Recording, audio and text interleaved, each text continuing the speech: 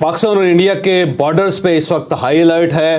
तमाम छुट्टियां कैंसिल कर दी गई हैं। आर्मी चीफ दौरे पे गए हुए थे, वो वापस आ गए हैं और एक बड़ा फैसला पाकिस्तान करने वाला है। वो बड़ा फैसला क्या हो सकता है, ये हम आपको आज के व्लॉग में बताएंगे। और इंडिया ने जो ऐलानात किए हैं, क्या वो वर्केबल हैं, क्या वाकई उसके ऊपर अमल दरामद हो सकता है, ये भी आपको इसी व्लॉग में बताया जाएगा।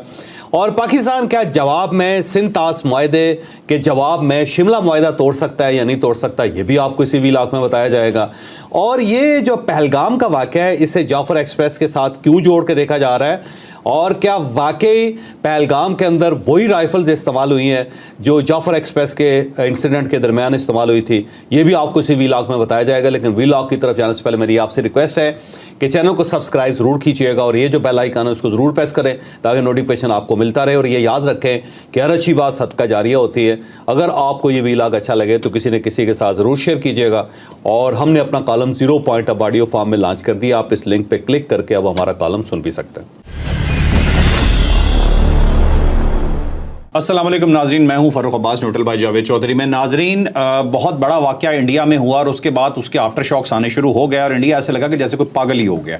उन्होंने इस तरह के कुछ स्टेटमेंट्स दिए, इस तरह के कुछ फैसले किए जो कि लग रहा है कि सबसे ज़्यादा नुकसान इंडिया को खुद को देने वाले हैं और उन्हें आलमी सतह पर तनहा करने वाले हैं। सिंध तास मुआहदा मुअत्तल करने की वो बात कर रहे हैं जो कि एक आलमी मुआहदा है जिसे वन साइडेड आप मुअत्तल कर ही नहीं सकते।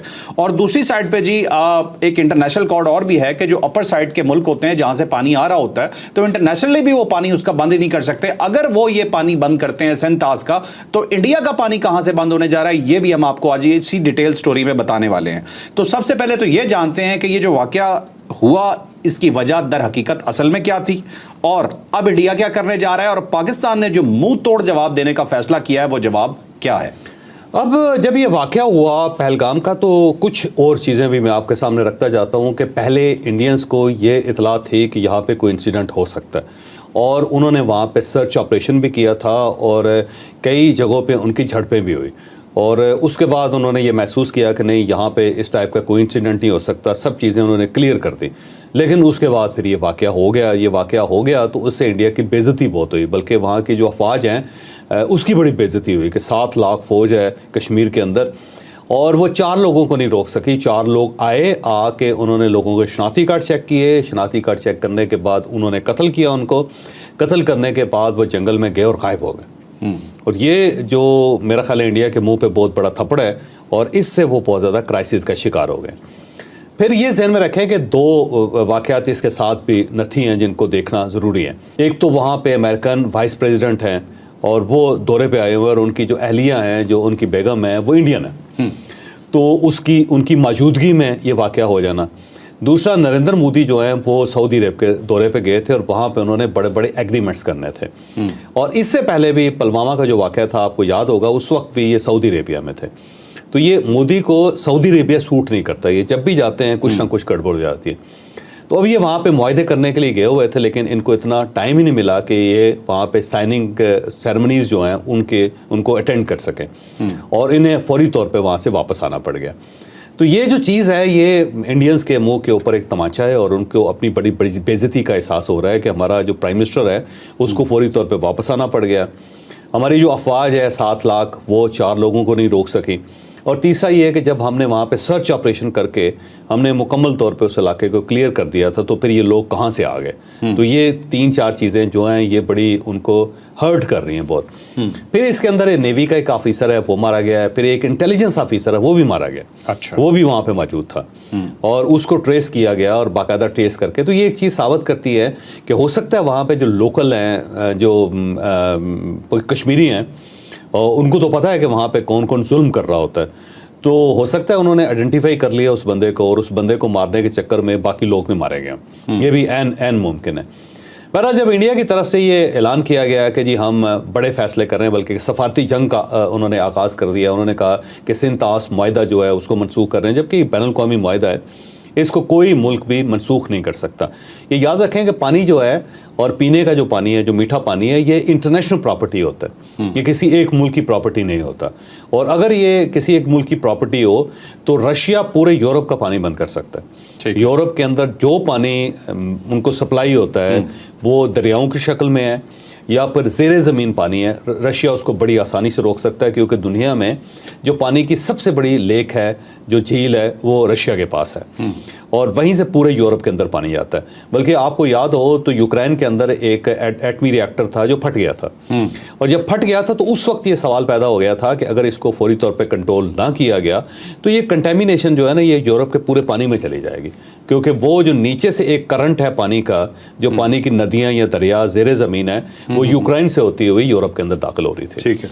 तो इस किस्म की सूरत हाल है। तो पानी जो होता है उसको नहीं रोका जा सकता, और ये जब कोल्ड वार थी तो उसके अंदर भी किसी ने किसी का पानी नहीं रोका था। तो इंटरनेशनल एग्रीमेंट है, इसको तोड़ा नहीं जा सकता, लेकिन तोड़ दिया अमेरिका ने। हाँ, ये जो चाइना है, चाइना वो इंडिया से ऊपर है, दरियाए ब्रह्मपुत्र वहाँ से आ रहा है। अगर ये करते हैं तो चाइना वहाँ से दरियाए ब्रह्मपुत्र का पानी रोके इंडिया को भी खुश उधर आते हैं। तो ये इंडिया ने वन साइडेड ये मुआहदा तोड़ दिया है जो मुमकिन नहीं है। तो अल्टीमेटली इसको, इस फैसले को से वापस लेना पड़ेगा।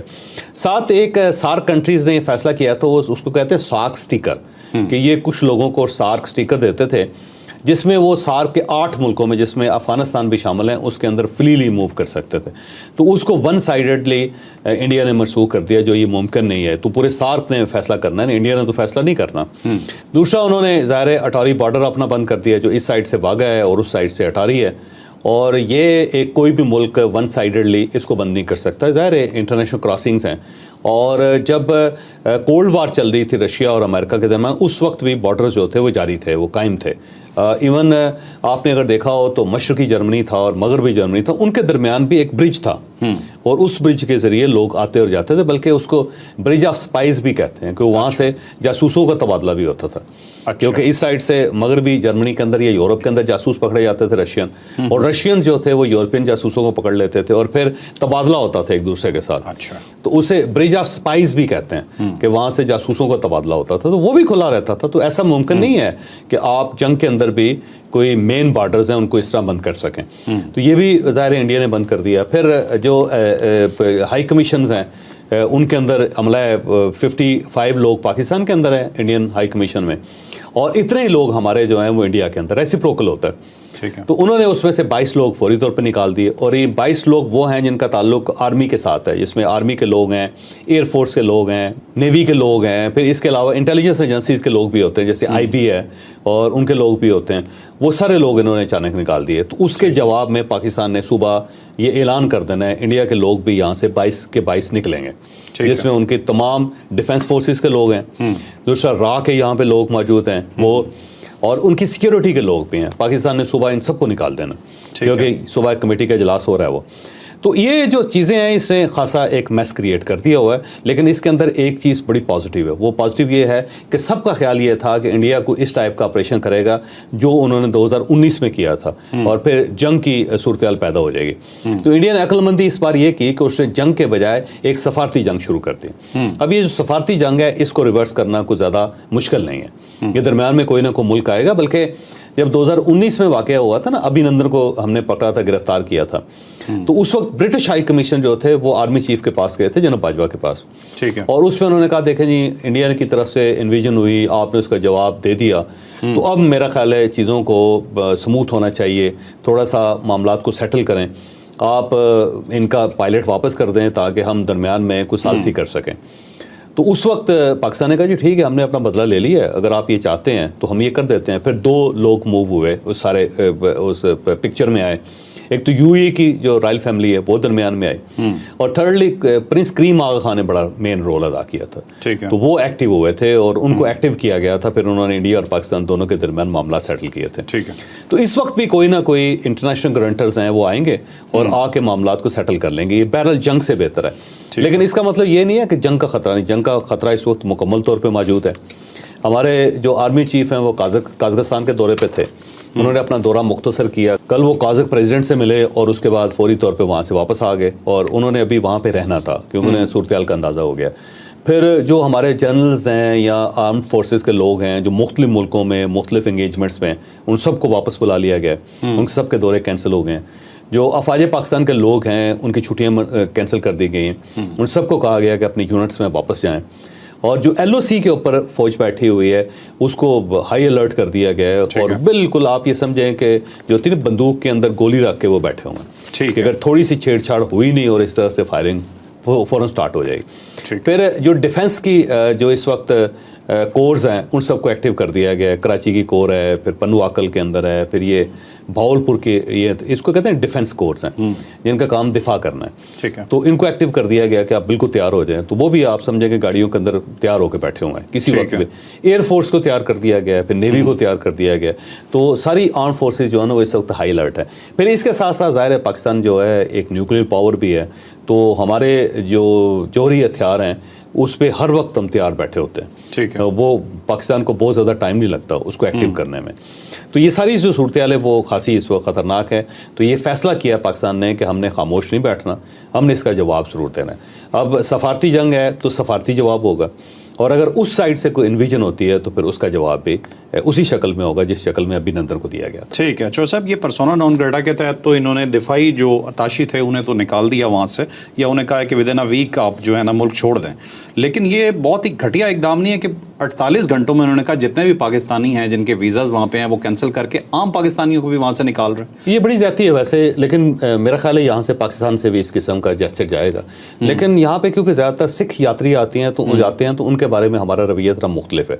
हो सकता है पाकिस्तान उनको कहे जी आप अपनी इबादत मुकम्मल करें फिर उसके बाद जाएँ। ठीक है। और जिस तरह उन्होंने किया है वो हम नहीं करेंगे, क्योंकि इस वक्त हमारे कई ऐसे वफूद हैं जो इंडिया के अंदर गए हुए हैं। आपको पता है कि पाकिस्तान और इंडिया के दरमियान टूरिज़म वीज़े नहीं हैं, यानी टूरिज़म के तौर पे लोग वहाँ से नहीं आ सकते, ना यहाँ से वहाँ जा सकते हैं, लेकिन ज़ियारतों के लिए जा सकते हैं। तो हमारे ज़ियारतों के लिए बहुत सारे वफ्त यहाँ से गए हुए हैं। ठीक है। तो अब उन्हें फौरी तौर पर निकलना पड़ेगा, उन्हें अजमेर शरीफ से भी वापस आना पड़ेगा, उन्हें दिल्ली से भी वापस आना पड़ेगा, जहाँ जहाँ वो ज़ियारतें करने के लिए गए। सरहंद शरीफ के अंदर लोग गए हुए हैं, वहाँ से भी वो वापस आएंगे, तेज़ी से वापस आएंगे, क्योंकि 48 घंटे हैं उनके पास, तो उन्होंने वहाँ से निकलना है। फिर इसके अलावा बहुत सारी फैमिलीज़ हैं, स्प्लिट फैमिलीज़ हैं, वो एक दूसरे के साथ मिलती रहती हैं। तो स्प्लिट फैमिलीज़ जो है ना वो भी बेचारी फौरी तौर पे अपना सामान बांध के फ़ौरन वापस आ रहे हैं, क्योंकि उसके बाद बॉर्डर बंद हो जाएगा।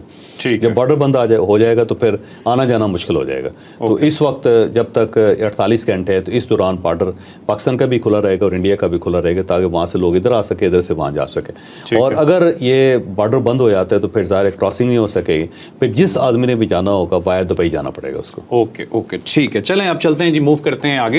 इंडियन मीडिया एक ऐसा मीडिया है कि जो इतना प्रेशर क्रिएट कर देता है अपनी गवर्नमेंट पे कि उनके पास बाज़ औक़ात रास्ता ही नहीं बचता, या ये भी कह सकते हैं कि इंडियन गवर्नमेंट ने मीडिया बना ही ऐसा दिया है कि वो सिर्फ और सिर्फ जहर उगलता है। इस वक्त इंडियन मीडिया पूरी तरह से जहर उगल रहा है पाकिस्तान के खिलाफ, और एक पूरी जंग वहां पर जारी है इस वक्त, और मुसलसल कह रहे हैं जी कि पाकिस्तान पर अटैक करो। भाई अटैक कर सकते होते ना तो तुम्हारी फौजें कर चुकी होती, अभी तक ना करने की वजह भी यही है कि तुम जानते हो कि आगे से क्या हो सकता है। अभिनंदन अभी पिछले दिनों ही तुम लोगों को वापस किया। अच्छा चौधरी साहब, इसमें आपने अब जंग शुरू कर दी अपनी तरफ से, बिल्कुल वो कर रहे हैं तो हम क्यों ना करें, जवाब तो जाएगा ना फिर। इसका मतलब ये हुआ कि जैसा मीडिया वो है इस तरफ से भी आप तैयार हो गए, तो जैसा मुंह वैसी चपेड़। ठीक है ठीक है। अच्छा चौधरी साहब, ये भारतीय जो थोड़ा सा झूठ बेनकाब हुआ, थोड़ा सा तो नहीं इनफैक्ट बहुत बड़ा झूठ बेनकाब हुआ है। 400 किलोमीटर दूर है ये जगह, उसके बाद 7 लाख फौज आपने बताया वहाँ पे बैठी हुई है, और ये जो पहलगाम इलाका है, पहलगाम जो है इसके इर्द गिर्द भी ये कॉर्डन ऑफ है, और यहाँ पे कोई वैली है, वैली है, मुश्किल वाली है। तो यहाँ पे कोई सीधी सड़क कमराट नहीं है, कमराट हमारा वहाँ से जाना। हाँ जी। और यहाँ पे भी कई जगहों से खच्चरों पे जाना पड़ता है आपको, और घोड़ों पे जाना पड़ता है। जो साहब 3 बजे ये अटैक होता है, 3:05 से ट्वीट शुरू हो जाते हैं, 3:03 पे पहला ट्वीट आ जाता है। 3:03 पे पहला ट्वीट आ रहा है, दूसरा 3:05 पे आ जाता है, तीसरा 3:18 पे आ जाता है, चौथा 3:25 पे आया। चौधरी साहब ये तो लग रहा है कि ਤੁਹਾਨੂੰ सारा कुछ ही पता है, मैं हमें ही दसी जा रहे हैं, लेकिन चलो फिर भी जैसा 30 मिनट से 60 मिनट के अंदर इतना बुरा प्रोपेगेंडा होता है, और ये सब होता है आरएसएस के अकाउंट से, और ये होता है रॉ के अकाउंट से। और इसके बाद ये क्या क्लियर पिक्चर नहीं हमें नजर आ रही कि ये इंडिया का अपना फॉल्स फ्लैग ऑपरेशन हो? देखो ये फॉल्स फ्लैग ऑपरेशन तो है, इसमें कोई शक नहीं है, क्योंकि जब भी इस टाइप की कोई वहाँ पे सूरत डेवलप होती है, कोई इंटरनेशनल गेस्ट आता है उनका, तो वो ये साबित करने की कोशिश करते हैं कि जी पाकिस्तान बड़ा बदमाश है और इनकी वजह से हमारी जान बड़ी खतरे में पड़ी हुई है, तो आप हमारी जान इनसे छुड़वाएं वगैरह वगैरह, ये इस किस्म की वो हरकतें करते रहते हैं। तो फॉल्स फ्लैग ऑपरेशन तो इसमें कोई शक नहीं है। लेकिन इसके साथ साथ एक और चीज़ है जो पाकिस्तान को लर्न करनी चाहिए, आपको और हमें लर्न करनी चाहिए इंडिया से। कुछ चीज़ें होती हैं दुश्मनों से लर्न करनी चाहिए। वो कहते हैं कि अगर आपने कोई चीज़ सीखनी हो तो दुश्मन से सीखें, दोस्तों से ना सीखें, क्योंकि दुश्मन ज़्यादा बेहतर होता है आपसे, हमेशा चंद स्टेप आगे होता है, इसलिए वो दुश्मन होता है, नहीं तो दोस्त बन जाए आपका। तो इंडिया से हमें सीखने वाली बात यह है कि वहाँ पे जो उनका सोशल मीडिया और मीडिया है इतना उन्होंने डेवलप कर लिया हुआ है कि इस टाइप का कोई इंसिडेंट होता है तो वो 5-7 मिनट के अंदर रिस्पॉन्ड करता है और इतना खौफनाक रिस्पांस करता है कि सब एक दूसरे के साथ हम आवाज़ हो जाते हैं और पाकिस्तान के ऊपर बम्बार्टमेंट शुरू कर देते हैं। तो हमें ये चीज़ सीखनी चाहिए। हमारा मीडिया डिवाइडेड है, हमारे सोशल मीडिया भी डिवाइडेड है, हमारा कन्वेंशनल मीडिया भी डिवाइडेड है। तो अब हमें भी इस किस्म का मैकेनिज्म बनाना चाहिए कि जब एक कौम का मसला हो तो फिर हमारा एक नेशनल बयानिया जाना चाहिए, एक नेशनल आर्गूमेंट हमारा इस तरफ से जाना चाहिए। तो इस मरतबा वैसे बड़ा ज़बरदस्त हुआ है। वैसे मैं ऑनेस्टली, इससे पहले जब वाक़यात होते थे, इंसिडेंट होते थे, तो हमारा मीडिया डिवाइडेड था। फर्स्ट टाइम मैंने देखा है वैसे। इसका मतलब स्टेट एक्टिव है, फिर उसने मीडिया को समझाया है कि जनाब ये पाकिस्तान की सलामती का इशू है और हम सब की आवाज़ एक होनी चाहिए। तो इस मरतबा को पहले से बेहतर है चीज़ें, लेकिन हमें इंडिया को कॉपी करना चाहिए इस मामले में। अच्छा सर, पाकिस्तान की सिक्योरिटी का मामला है तो फिर कोई कंप्रोमाइज नहीं। प्रॉब्लम है कि हम इसमें कॉपी कर नहीं सकते क्योंकि हम तो वाकया होने के बाद रिपोर्ट करते हैं ना। जिन्हें वाकया होने से पहले ही पता हो तो वो तो ज़्यादा टाइम पे कर लेंगे ना। हम तो तभी करेंगे जब वाकया हो जाता है। आपको याद होगा जाफर एक्सप्रेस का जब वाकया हुआ था तो इंडिया की तरफ से बहुत तनकीद हुई थी और कहा गया था जी कि आपने वहाँ मीडिया को एक्सेस नहीं दी ताकि वहाँ पे रियलिटीज़ लोग जान ना सकें। जब ये वाकया हुआ तो इंडियन मीडिया को वहाँ पर रोक दिया गया, इंटरनेशनल मीडिया को रोक दिया गया और नहीं जाने दिया गया। तो अब की बार इंडिया इसका क्या जवाब देगा कि एक्सेस क्यों नहीं दिया? वैसे ही है और इसीलिए कहा जाता है कि ये जाफर एक्सप्रेस और पहलगाम का जो वाकया है इनके दरमियान बड़ी सिमिलैरिटीज़ हैं। और ये सिमिलैरिटीज़ ये है कि जी वहाँ पे भी मीडिया नहीं गया, यहाँ पे भी मीडिया नहीं गया, वहाँ पे भी 26 लोग मरे, यहाँ पे भी 26 लोग मरे, वहाँ पे भी मर्द मरे, यहाँ पे भी मर्द मरे, वहाँ पे भी औरतों को नहीं मारा गया, यहाँ पे भी औरतों को नहीं मारा गया। और दूसरा ये है कि राइफ़ल भी वही इस्तेमाल हुई। ये बात ठीक है और मुझे लगता है कि ये बात दुरुस्त है और उसकी वजह ये है कि यही तो पाकिस्तान पूरी दुनिया को बता रहा था, अमेरिकन को बता रहा था कि भाई जो आप असला छोड़ गए हैं अफगानिस्तान के अंदर वो बिक गया। और इतना ज़्यादा बिका हुआ है कि दुनिया में जहाँ जहाँ लोग दहशतगर्दी कर रहे हैं वहाँ पे आपका असला इस्तेमाल हो रहा है। तो इस चीज़ से साबित होगी कि वो लोग जो वहाँ पे असला इस्तेमाल कर रहे हैं ये वही लोग हैं जो BLA के को भी असला सप्लाई कर रहे थे या BLA के लोग थे जो असला इस्तेमाल कर रहे थे। तो ये असला वही है। तो आप तस्वीरें देख लें इसकी, जो और इंडिया ने इसको तस्लीम किया है कि ये वही राइफ़ल है जिसको M4 कहते हैं। तो जो यहाँ पे BLA ने इस्तेमाल की और इसके साथ साथ TTP इस्तेमाल कर रही है और साथ साथ वहाँ पे भी इस्तेमाल होगी। दूसरा ये याद रखें कि जो कश्मीर है वो ज़ाहिर है आपने 75 साल से उनकी शाहरग के ऊपर पाँव रखा हुआ है और आपने कुल 1 लाख के करीब वहाँ नौजवानों को कत्ल कर दिया हुआ है, शहीद कर दिया हुआ है। हर घर के अंदर कोई ना कोई जनाजा पड़ा हुआ है या कोई ना कोई तस्वीर लगी हुई है जो उनका बच्चा जवान शहीद हो गया। तो वो आराम से तो नहीं बैठेंगे। पाकिस्तान अगर खामोश बैठा हुआ है तो वो तो खामोश नहीं बैठेंगे। तो जहाँ उन्हें मौका मिलता है वो इस किस्म की वारदात करते हैं। और ये देख लीजिएगा अगर किसी जगह पे इन्वेस्टिगेशन हुई तो वो उनके अपने लोग निकलेंगे अंदर से, या उनकी आर्म्ड फोर्सेस के लोग होंगे जो उनके हथियारबंद लोग हैं, या फिर उसी तरह कोई उनके सीक्रेट एजेंसी के लोग होंगे जो इस किस्म की वारदातें करते रहते हैं, या फिर ये कोई ग्रुप होगा जो कश्मीरियों का जो ज़ाहिर अपनी आज़ादी के लिए लड़ रहे हैं और पाकिस्तान के ऊपर के मत्थे मार के इंडिया अपने आप को बचा नहीं सकता। दूसरा ये सिंध ताश मुआहिदा ना, आपने बड़ी अच्छी बात की थी। अब ये जो इंडिया के सारे दरिया है ना वो चाइना से होकर निकलते हैं, तिब्बत से आते हैं। तिब्बत जो है ना सबसे बड़े ग्लेशियर उस साइड पे तिब्बत पे है ना जी, और वो तिब्बत से पानी जो निकलता है वो सारे का सारा इंडिया को सैराब करता है। और अब अगर ये हमारा पानी बंद करेंगे तो फिर चाइना के पास भी एक हथियार आ जाएगा, चाइना के पास भी एक आर्गूमेंट आ जाएगा कि आपने अगर जो पानी पाकिस्तान का पानी बंद किया है क्योंकि जो ज़ाहिर ज़ीनी इलाका है जो नीचे की तरफ है, तो आप भी हमारे पास ज़ीनी हैं तो हम भी अपने डैम बना लेते हैं, क्योंकि चाइना डैम बनाना चाहता है तो इंडिया हमेशा शोर मचाता है। तो ये इंडिया ने चाइना को एक कार्ड बल्कि थमा दिया कि ठीक है जी हमने किया आप भी कर लें। ठीक तो ये ना हो कि कल चाइना इनका पानी बंद करके बैठ जाए। और चाइनीज़ कौम इतनी तेज़ है कि वो 6 महीने में डैम बना लेते होते हैं। उन्हें ज़्यादा टाइम ही चाहिए होता है। ये पाकिस्तान है बेचारा जो 50-50 साल में डैम नहीं बनाता। चाइनीज़ बड़े तेज़ हैं, याजूज माजूज हैं, फटोफट काम करता। तो उन्होंने 6 महीने में अच्छा भला डैम बना के पानी बंद करके उन्होंने कहा लो जी आप स्नान कर लें इसमें अब। तो ये ना हो कि सारे दरिया उधर से सूख जाएं। अच्छा एक और चीज़ है यार जिसके ऊपर बात करनी बड़ी इंपॉर्टेंट है, वो शिमला मुआहिदा है। क्योंकि एक खबर ये भी गर्दिश कर रही है कि अगर उस साइड से उन्होंने सिंध ताश मुआहिदा ख़त्म कर दिया तो हम शिमला मुआहिदा ख़त्म कर देते हैं। शिमला मुआहिदा के अंदर बहुत सारे ऐसे मकामात थे जो 1971 की जंग में मगरबी पाकिस्तान की तरफ से पाकिस्तान ने जिनके ऊपर कब्ज़ा किया था, और फिर जब हमने अपने कैदी छुड़वाए थे वहाँ से भुट्टो साहब और इंदिरा गांधी के दरमियान जो शिमला में मुआहिदा हुआ था उसमें बहुत सारी पोस्टें जो थी पाकिस्तान ने इंडिया के हवाले कर दी थी। अब अगर पाकिस्तान शिमला मुआहिदा ख़त्म कर देता है तो वो सारी जो क्लेम्स हैं वो पाकिस्तान के हैं, पाकिस्तान जाएगा और अपनी चौकियों पर कब्जा करेगा। तो इंडिया कैसे रोक पीस सकेगा? एग्रीमेंट है ना, पीस एग्रीमेंट खत्म हो जाएगा तो उसके खत्म हो बाद जाएगा। फिर इंडिया खुद फेस करेगा उसे। ख़त्म हो जाएगा। और उसके अंदर ये भी हमने फैसला किया था कि अब जो कश्मीर का इशू है वो हम दोनों आपस में मिलके उसका हल निकालेंगे, तो वो भी रिवर्स हो जाएगा। ठीक है, हम कहेंगे यूएन को कि भाई फैसला करो, वहाँ पे जो होता है ना इस्तिस्वाब राय, तो आप वहाँ पे इस्तिस्वाब राय करवाएं, वहाँ पे इलेक्शन करवाएं, फौरी तौर पर रेफरेंडम करवाएं, तो उसके बाद फिर ज़ाहिर है हम दोबारा वहाँ पे चले जाएंगे जहाँ से पीछे हटे थे। ठीक है, ठीक है। तो नाजरीन, कौमी सलामती का इजलास है, उसे यकीनन बहुत मुंह तोड़ किस्म के हम एक्सपेक्ट कर रहे हैं कि जवाब आएगा इंडिया के लिए। और अभी तक की जो डिटेल हैं वो हमने आपको सारी बता दी हैं। और इंडिया ने कोशिश की है पाकिस्तान का पानी बंद करने की। अब इंडिया ज़रा वेट करे कि पाकिस्तान क्या कुछ बंद करता है उनका। तो लाइक शेयर सब्सक्राइब करना बिल्कुल नहीं भूलना। इजाज़त दीजिए, अल्लाह हाफ़िज़। पाकिस्तान जिंदाबाद।